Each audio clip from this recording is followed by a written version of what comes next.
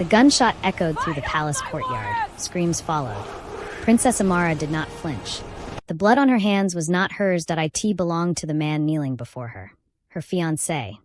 Prince Adewale. The heir to the neighboring kingdom. He looked up at her with disbelief, clutching his chest. You set me up. Amara's face was calm. Too calm. I learned from the best, she said softly. Around them, royal guards raised their rifles. The council elders shouted in confusion.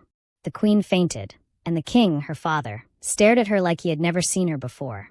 But this didn't start tonight. It started 3 months ago. 3 months earlier, the palace of Oba Adatona was alive with celebration. Amara stood before the mirror while maids adjusted the gold beads on her crown. You look like a goddess, my princess, one of them whispered. She smiled faintly. Goddess, if only they knew. Outside, drums echoed across the kingdom. Today was her official coronation as future queen. Her father had finally chosen her. Not her stepbrother, not any male cousin, her. The first female heir in the history of their dynasty. When she stepped into the throne hall, the crowd erupted. Her father sat tall on the throne, his face unreadable. Amara, he called. She knelt before him.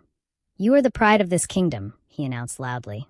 Today you become more than my daughter. You become the future. The elders clapped, but someone didn't. Standing beside the pillars was Queen Mornike, her stepmother. Her smile did not reach her eyes, and beside her stood Prince Adewale, her future husband, her future enemy. That night, Amara stood on her balcony, staring at the moonlit palace grounds. Footsteps approached. You should be celebrating, Adewale said from behind her. She turned. Should I? He smiled. You don't trust me. Should I? He stepped closer. We are to rule together. Husband and wife. She studied him carefully. You wanted the throne. He didn't deny it. I wanted stability, he corrected smoothly. For yourself? For us. She almost believed him. Almost. 2 weeks later, everything changed. Amara was reviewing palace accounts in the royal study when she overheard voices behind the carved wooden doors. Her father's voice, and Queen Mornike's. You cannot give her everything, the queen hissed. She is my blood, the king replied. She is a woman. She is stronger than any son. There was silence. Then the queen's voice lowered. Then remove Adewale from succession. Break the engagement. Amara's breath caught. Break the engagement? The king sighed. It will cause war. Or prevent one. Amara stepped back from the door, heart racing. War? What weren't they telling her? That same night, Adewale came to her chambers unannounced. His jaw was tight. They're planning to humiliate me. She stayed still. Who? Your father. She didn't answer. They want to cancel the marriage. She swallowed. And you knew. Her silence confirmed it. He laughed bitterly. You think you can rule alone? I don't need you to rule. His eyes darkened. You will regret this. The next morning, palace guards stormed Adewale's quarters. Documents were seized. Weapons were found. Letters from enemy kingdoms. It was treason. At least. That's what it looked like. Adewale was dragged into the courtyard in chains. Amara stood on the palace steps, expression cold. He looked at her. You did this. She did not speak. You planted those letters. Still silence. The king stood shaken. Adewale, you are accused of conspiracy against the throne. It's a lie, he roared. Ask her. Ask your daughter. All eyes turned to Amara. The entire kingdom waiting. Her father's voice trembled. Amara, do you know anything about this? She stepped forward slowly. The drums stopped. The wind stilled. I know, she said clearly, that betrayal deserves punishment. Adewale's face went pale. You witch. The guards forced him to kneel. The council murmured among themselves. Execution for treason was tradition. Immediate. Final. Her father hesitated. Amara, he whispered, barely audible. This is your decision. And that's when the gunshot echoed. Back to the courtyard. Back to blood on marble floors. Back to Adewale gasping for breath. Amara lowered the smoking pistol. I warned you, she said quietly. The king staggered backward. You executed him without trial. He would have started a war. You don't know that. She turned to face her father. I do. Tears gathered in his eyes. For the first time, he looked afraid of his own daughter. Queen Mornike watched from the shadows, and she smiled, because this was exactly what she wanted. Amara didn't know it yet, but the letters, they were real, and Adewale, he had been innocent. As guards dragged the lifeless prince away, the chief elder spoke. The princess has shown strength. But his eyes held doubt. That night, whispers spread through the kingdom. She killed her husband. She craves power. She's ruthless. Alone in her chamber, Amara stared at her reflection. Her hands trembled now. Just slightly. A knock came at the door. Enter. It was her father. He looked 10 years older. What have you done? He asked quietly. What was necessary? He shook his head. You have made enemies you cannot see. She held his gaze. Then let them come. He walked out without another word. And in the hallway, hidden behind the pillars, Queen Mornike met the king's eyes. Phase 1 was complete. Inside her chambers, Amara finally allowed herself to breathe. She whispered to the empty room. If I must become a monster to protect this throne, so be it. But she didn't know. She had just killed the only man who was secretly protecting her from something far worse. And somewhere beyond the palace walls, war drums began to beat. The war drums did not stop. They grew louder. By morning, smoke rose from the northern border villages. Princess Amara stood on the palace tower balcony, her fingers gripping the stone railing. A guard knelt behind her. My princess, soldiers from Ilorine territory have crossed the river. Her stomach tightened. That's impossible, she said sharply. Their prince is dead. The guard hesitated. They are calling his name. A chill ran down her spine. Inside the throne hall, chaos reigned. They are demanding justice, one elder shouted. They claim Prince Adewale was murdered unlawfully. Queen Mornike stood gracefully beside the king, her face carefully arranged in grief. This is what happens when emotions rule over tradition, she said softly. Amara's jaw tightened. Are you questioning my authority? I am questioning haste, the queen replied calmly. The king slammed his staff against the floor. Enough! Silence fell. He turned to Amara. Did you confirm the authenticity of those letters? Yes, she said firmly. But even as she said it, doubt flickered. The king's eyes searched hers. Bring the royal scribe, he ordered. Minutes later, the elderly scribe was dragged in with scrolls under his arm. The king pointed at the seized letters. Read the seal markings. The scribe adjusted his glasses. His hands trembled. These are official seals of the Ilorine royal house. Murmurs spread.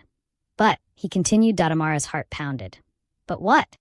These seals were issued 2 weeks ago. The courtyard seemed to tilt. 2 weeks ago. Adewale had been imprisoned 3 weeks ago. Queen Mornike gasped softly. So the letters were written after his arrest? The scribe nodded. Yes, your majesty. Silence crashed into the room. Amara's chest felt hollow. That meant he couldn't have written them. He was already in chains. Her father turned slowly toward her. Amara. She could not breathe. Adewale's voice echoed in her memory. You planted those letters. Her throat tightened. No, she whispered. No, that's not possible. Queen Mornike placed a gentle hand on the king's arm. This is treachery of another kind. Amara looked at her stepmother. And for the first time she saw it, the satisfaction, the quiet victory. That night, Amara locked herself inside her chambers. She paced. I didn't plant them, she muttered to herself. I didn't. But she had wanted him gone. She had threatened him. She had pushed for his arrest. And she had pulled the trigger. A knock came at her door. Leave, she snapped. It's me. A familiar voice said. It was Zara, her childhood friend and personal guard. Amara opened the door. Zara stepped in quickly and shut it behind her. You need to see this. She pulled out a folded parchment. Amara unfolded it. Her hands began to shake. It was a letter, from Adewale, addressed to her. I found it hidden in his chamber wall, Zara whispered. Amara's vision blurred as she read. Amara, if you are reading this, then I have failed. There is a plot inside your palace. Not from my kingdom. From within your own walls. Trust no one. Especially not. The letter was torn at the bottom. The name was missing. Her knees buckled. He was warning me, she whispered. Zara nodded slowly. He was meeting secretly with informants. I thought it was betrayal. But now, Amara's chest felt like it was splitting open. I killed him, she said. Her voice broke for the first time. I killed the only person trying to protect me. Before Zara could respond, a loud crash shattered the window. An arrow flew through the air. Zara shoved Amara to the ground. The arrow embedded into the far wall. Attached to it was a strip of red cloth. War cloth. Zara ran to the window. Sniper on the east tower. Guards rushed in. Amara stared at the arrow. Her breath came in shallow bursts. They're already inside the palace, she whispered. Outside the palace gates, angry villagers had gathered. They killed an innocent prince. Justice for Adewale. The kingdom was turning against her. Inside the council chamber, the elders argued fiercely. She must step down until investigation is complete. The enemy is at our borders. Queen Mornike spoke gently, almost reluctantly. Perhaps for the safety of the throne, a temporary regent should be appointed. The king stared at her. You? She lowered her gaze humbly. If the council wishes. The trap was closing. Later that night, Amara stood alone in the dim throne hall. The torches flickered. She walked to the center. She knelt, for the first time since childhood, and she cried. I didn't mean to kill you, she whispered into the empty hall. Footsteps echoed. She froze. Crying doesn't suit you, princess. She stood abruptly. A masked figure stepped from the shadows. You're bold to enter here. The figure laughed softly. You think killing Adewale ended this? Her heart pounded. What do you want? To deliver a message. The figure removed the mask. Amara gasped that it was General Bamadil, her father's most loyal commander. You, she breathed. He smiled coldly. War begins at sunrise. Why? Because the throne was promised to someone else. Her blood ran cold. To who? He stepped closer. To the queen. The world seemed to stop. Queen Mornike, her stepmother. The masked general leaned closer. You were never meant to rule. You were meant to fall. Before she could react, he lunged. A dagger flashed. But Zara burst in, tackling him to the ground. Guards followed. The general was seized. But as they dragged him away, he shouted. She's already won. Amara stood trembling. She whispered. Zara met her eyes. The queen. Amara's face hardened. Tears dried instantly. No, she said slowly. If she wants war, her voice turned to steel. I will give her destruction. But as she turned toward the throne, a sudden wave of dizziness hit her. She grabbed the armrest. Zara rushed to her side. My princess? Amara pressed a hand to her stomach. Pain sharp, unfamiliar. She remembered something. The missed cycle. The nausea. Her eyes widened. No, Zara stared at her. What? Amara's voice broke. I think, silence filled the hall. I think I'm pregnant. And the child she carried was Adewale's. Silence swallowed the throne hall. Zara stared at Amara like she had just announced the end of the world. You're certain?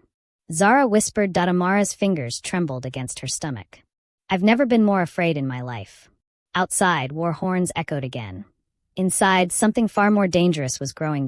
By dawn, the palace physician had confirmed it. The old woman bowed deeply. Congratulations, my princess. You carry a child. The word felt like a blade. Child. Adewale's child. The man she executed. The man who had been innocent.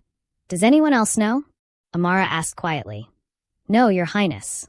Good. It must remain that way. But secrets in a palace were like smoke. They always found cracks to escape through. Later that morning, the king summoned her. She entered the private council chamber slowly. Her father stood by the window, watching soldiers prepare for battle. He did not turn when he spoke. They found more evidence. Her heartbeat quickened. Evidence of what? He finally faced her. Of forgery. Her breath hitched. The letters were crafted inside this palace. The words struck harder than any slap. I know, she whispered. The king's eyes filled with something unfamiliar. Disappointment. You were too eager, he said. I thought I was protecting us. At what cost? She swallowed. He stepped closer. You killed a man without certainty. Her voice cracked. I was trying to be strong. He shook his head slowly. Strength without wisdom is destruction. Tears burned her eyes, but she refused to let them fall. You think I don't know that? She snapped. The king looked at her, really looked at her, and for a moment he saw not a ruler, but a broken girl. Meanwhile, Queen Mornike sat calmly in her private chambers, sipping tea. General Bamadil, now imprisoned, had served his purpose. The chaos had begun. A maid rushed in nervously. My queen, the northern villages have pledged allegiance to Ilorine. Mornike smiled faintly. Good. And there are whispers in the palace. She raised an eyebrow. What whispers? That the princess may be carrying a child. The teacup paused midair. Her eyes sharpened. Whose child? They believe it may be Prince Adewale's. Silence fell heavy. Then Mornike slowly set the cup down. Prepare the council, she said softly. If that child exists, it must not be born. That evening, Amara stood before the ancestral shrine alone. Candles flickered around ancient carvings. She knelt. I made a mistake, she whispered to the spirits. Punish me, not my child. Her hand rested gently on her stomach. I will protect you, she vowed. Footsteps echoed behind her. She turned sharply. It was Zara. There's a council gathering, Zara said urgently. And you weren't invited. Amara's eyes narrowed. Then it concerns me. The council hall doors were partially closed. Amara stopped outside, listening. If she carries Adewale's heir, an elder said, that child has claim to both kingdoms. That could unite us, another argued. Or divide us further, someone countered. Then Queen Mornike's voice cut through softly. We cannot allow an unborn child to destabilize two kingdoms. Amara's blood boiled. She pushed the doors open. Discussing my womb without my presence? The room fell silent. The queen smiled politely. We were concerned for your health. Spare me. She stepped forward boldly. Yes, I am pregnant. Gasps filled the hall. And that child is the rightful heir of two royal bloodlines. The king stared at her. You confirmed it? She nodded slowly. Silence stretched painfully. One elder spoke carefully. If Ilorine discovers this, they may demand custody. Over my dead body, Amara said coldly. Queen Mornike tilted her head. Or perhaps they will accuse you of killing their prince to seize power for his unborn heir. Amara's stomach tightened. The queen stepped closer. You see, my dear, you are cornered. That night, Amara could not sleep. Thunder rumbled outside. Her thoughts were louder. She stood by the window, watching lightning slice through the sky. I will not lose another innocent, she whispered that a shadow moved behind her. She spun that a palace maid stood there. But something was wrong. The maid's eyes were empty. Her hands held something metallic, a blade. Before Amara could scream, the maid lunged. Amara stumbled backward. The blade slashed across her arm. She cried out. Zara burst through the door. Tackling the attacker, they struggled violently. The maid screamed hysterically. For the queen! For the throne! Amara froze. For the queen? Zara disarmed her. Guards dragged the maid away. Amara pressed her bleeding arm. Her voice shook. She's trying to kill my child. Zara met her eyes. Yes. By morning, the news had spread. The people were divided. Some called her cursed. Some called her chosen. But Ilorine's army had advanced further. Smoke rose closer to the capital. The king stood in full battle attire that he approached Amara in the courtyard. If war reaches these gates, you must flee. She stared at him. I will not run. You are carrying the future. So are you, she replied bitterly that he hesitated. Then he lowered his voice. If anything happens to me, you must survive. Her chest tightened. Don't speak like that. But he already had the look of a man preparing for death. As soldiers marched out of the palace, Queen Mornike watched from her balcony. Everything was unfolding perfectly. War outside, division inside, and a pregnant princess in the middle. She whispered to herself. By the time this ends, there will be only one ruler left. Back inside her chambers, Amara wrapped cloth around her wounded arm. She looked at her reflection again. You wanted to be strong, she told herself. Now be ruthless. She turned to Zara. Gather the loyal guards. For what? Amara's eyes darkened. If my stepmother wants to play war. Her voice became ice. I will expose her. But she didn't know. Queen Mornike had one final secret, a secret that would not only destroy Amara's claim, but her father's life. The battlefield smelled like smoke and betrayal. From the palace tower, Amara watched flames swallow the outer villages. Ilorine's banners were visible now. Too close that a messenger galloped through the palace gates, blood covering his clothes. He fell off the horse before it even stopped. Your Majesty, he gasped as guards lifted him. The king, he's been ambushed. Amara's world went silent. No, she whispered. An hour later, they carried her father into the palace. Not walking, carried. His royal armor was soaked in blood. Amara rushed forward, dropping all dignity. Father! The king's breathing was shallow. A spear wound pierced his side. The royal physician pressed cloth against it desperately. He lost too much blood, she murmured. Amara grabbed his hand. Stay with me, she said, voice shaking. His eyes fluttered open. You must listen carefully. Don't speak, she pleaded. He tightened his grip weakly. Mornike. Her heart skipped. What about her? She betrayed me long ago. The room seemed to tilt. What do you mean? He coughed violently. She made a pact with Ilorine years ago. Amara's breath caught. No, that's impossible. I married her to stop war, he whispered. But she never stopped plotting. Tears streamed down Amara's face. Why didn't you tell me? I thought I could control it. He winced in pain. And there's something else. Her stomach clenched. What? He looked directly into her eyes. You were never meant to inherit this throne. Her entire body went still. What? Mornike, she convinced the elders years ago that your mother committed treason. My mother? Her voice broke. She didn't. It was fabricated. Amara felt like the ground had vanished. You allowed them to exile her. I was weak, he whispered. And I regret it every day. Tears blurred her vision. So I was chosen as heir out of guilt? No, he said firmly despite his weakness. You were chosen because you are stronger than all of us. His breathing became more labored. She knows about the pregnancy. Amara froze. How? She has spies everywhere. Fear tightened around her heart. If she can't control the throne, she will destroy it. His grip loosened. Forgive me, he whispered. Father, but the words died with him. The king of the kingdom took his final breath in his daughter's arms.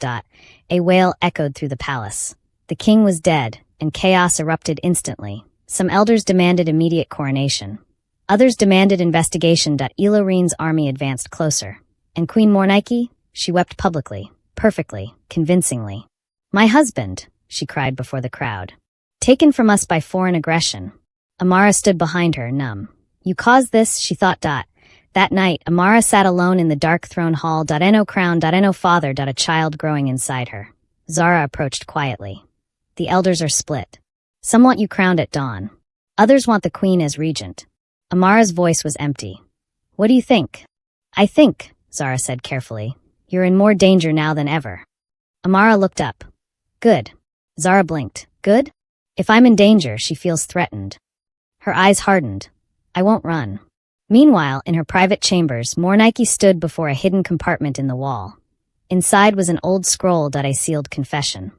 She unrolled it slowly. It was signed by the late queen, Amara's mother. A confession of treason. But the ink was fresh, forged. Mornike smiled faintly. If bloodline must fall, it will fall completely. She summoned a messenger. Deliver this to the elders before dawn. At sunrise, the council gathered in the throne hall. Amara stood tall, dressed in black. Her father's body lay prepared for burial. An elder cleared his throat. Before coronation proceedings, new evidence has surfaced. Amara's pulse quickened. What evidence? The elder unrolled the scroll. Gasps filled the room. It appears the late Queen Amina confessed to conspiring against the throne. Amara stepped forward. That's a lie. It bears her seal, the elder insisted. Queen Mornike lowered her eyes sadly. This pains me deeply, she said softly. But the truth must guide us. Amara's hands shook. You forged this. How dare you? Mornike replied with feigned shock. The hall erupted in murmurs. If her mother was a traitor, one elder said slowly, then Amara's claim is tainted. The word hit like a dagger. Tainted. Amara looked around the room. Faces she grew up with, now filled with doubt. You're going to judge me for a crime she didn't commit? An elder spoke firmly. Bloodlines matter. Her stomach tightened painfully, stress, fear, rage, all at once. You want truth? She shouted. Then investigate properly. But doubt had already infected the room. Queen Mornike stepped forward gently. For the stability of the kingdom, perhaps we delay the coronation. There it was, the final move. Amara laughed softly at a broken laugh. You think I don't see what you're doing? Mornike's eyes met hers, and for a split second, the mask dropped. Pure hatred. Suddenly, a guard burst into the hall. My queen. Ilorine troops have breached the eastern gate. Panic exploded. Swords were drawn. Elders scattered. Amara grabbed Zara's arm. This is coordinated. Yes. Queen Mornike turned toward the exit calmly, but Amara blocked her path. You don't get to hide. Mornike leaned closer. You've already lost. Before Amara could respond, an explosion rocked the palace walls. The ceiling cracked. Stone rained down. Screams filled the air. Amara shielded her stomach instinctively. Zara pulled her toward a side corridor. We have to move. Through smoke and chaos, Amara looked back. The throne hall, the symbol of her dynasty, was crumbling, and in the confusion, Queen Mornike vanished. Outside, Ilorine soldiers flooded the courtyard. But something was wrong. Their banner had changed. It no longer carried Adewale's symbol. It carried Mornike's crest. Amara's breath froze. She didn't ally with them. Zara's voice trembled. She commands them. Arrows rained down. Guards fell. Amara felt a sharp pain in her abdomen. She gasped. Zara caught her. My princess. Blood began to stain her dress. No, Amara whispered. Not the baby. Not now. As chaos swallowed the palace, Mornike stood safely on a distant balcony, watching, waiting, and smiling. Blood. Too much blood. Amara collapsed against Zara as arrows continued to rain across the courtyard. Move. Zara shouted, dragging her toward the hidden corridor behind the throne room. Amara pressed her hand against her abdomen, warmth. Wetness. No, no, please, she whispered. Not my child. Not the last piece of him. Behind them, Elorine soldiers stormed the palace steps.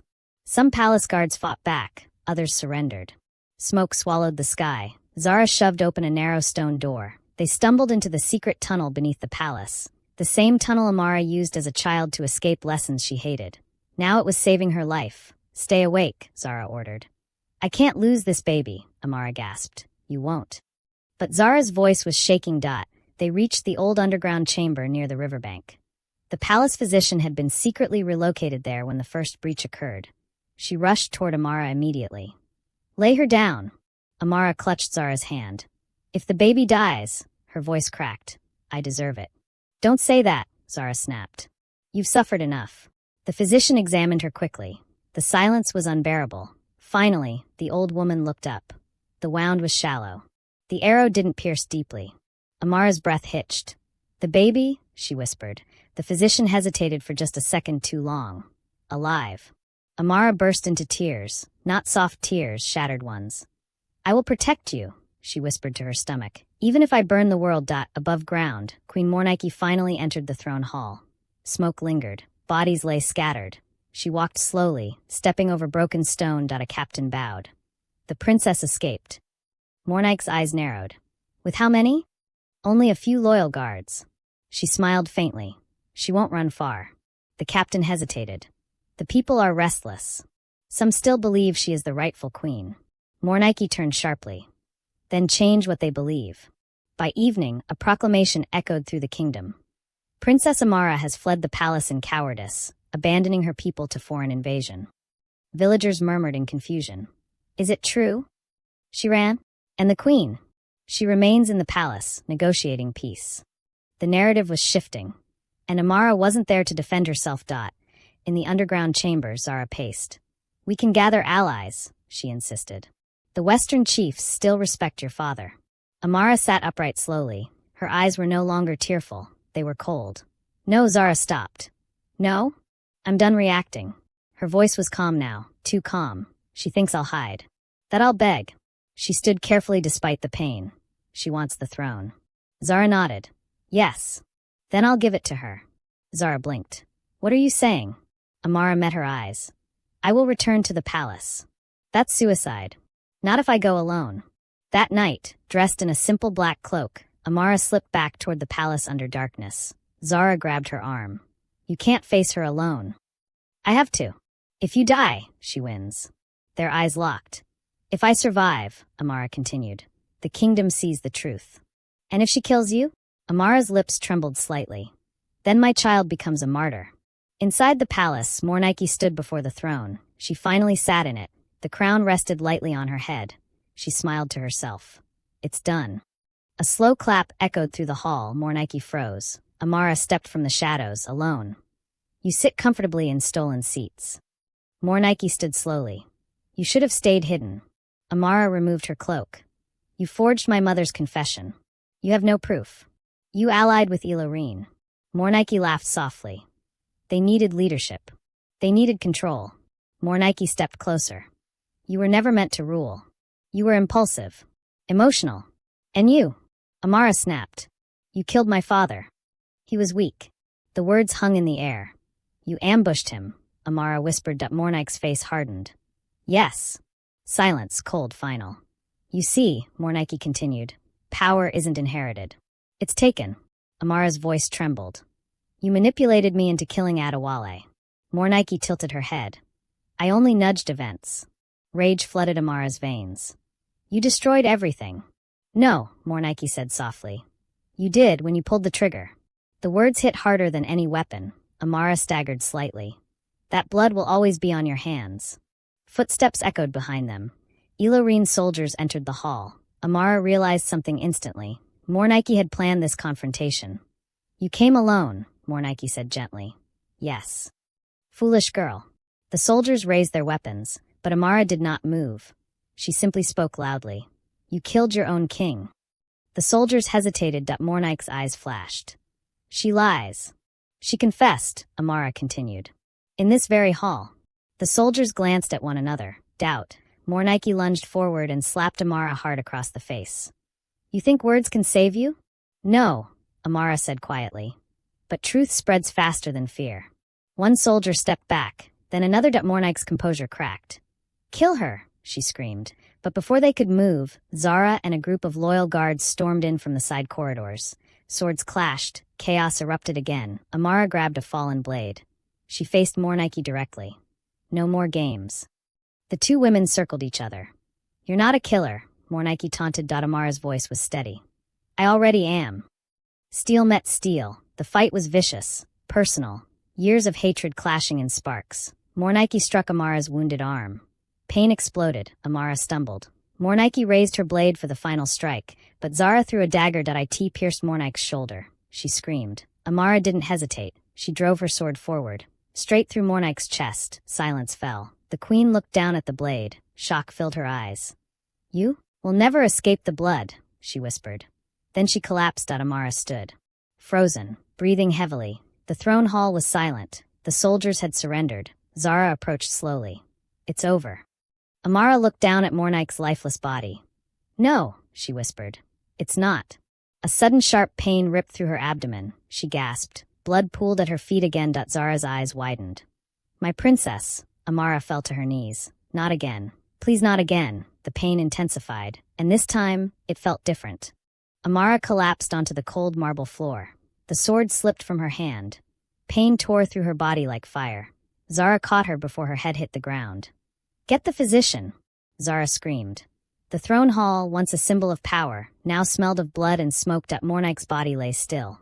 The soldiers had surrendered. The rebellion was over. But Amara's war was not. She drifted in and out of consciousness. Voices sounded distant, hands pressed against her abdomen, cloth soaked in red.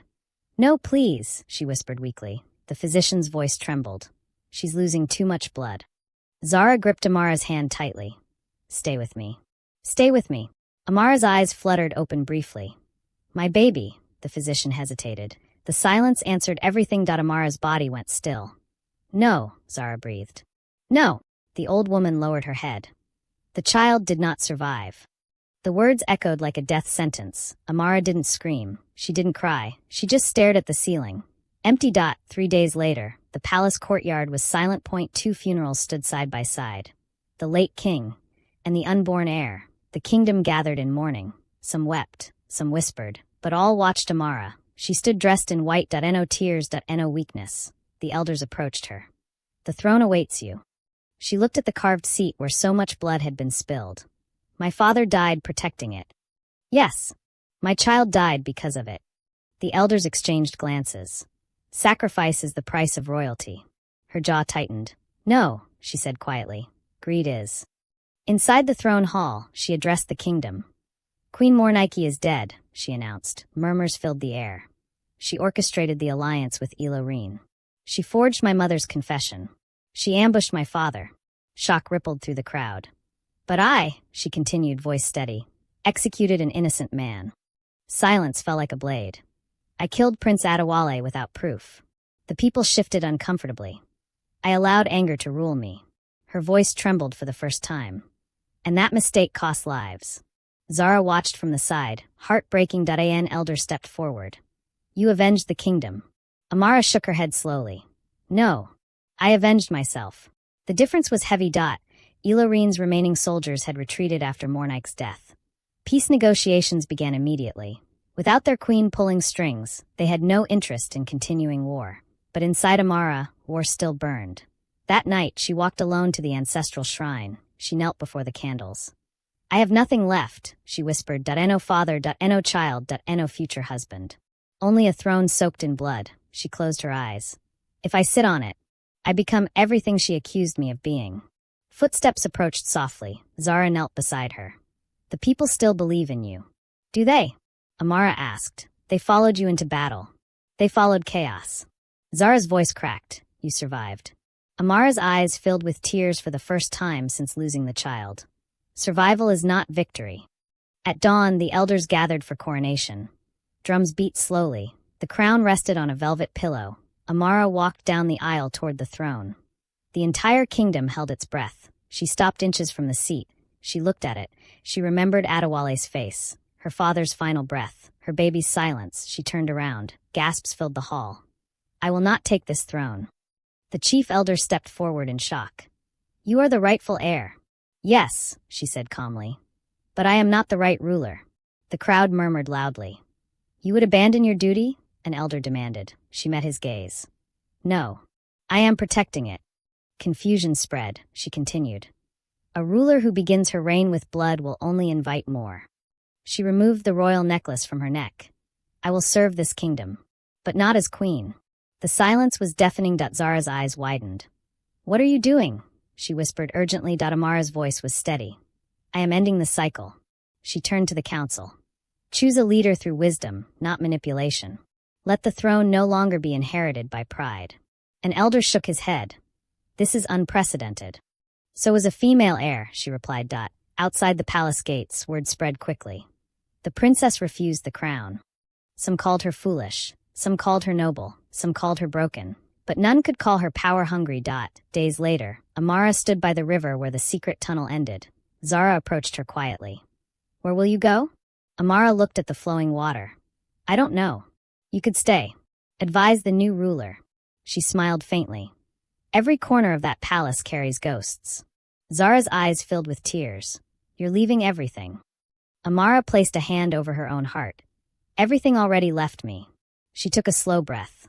I need to find who I am, without a crown. Zara hugged her tightly. You were always more than a title.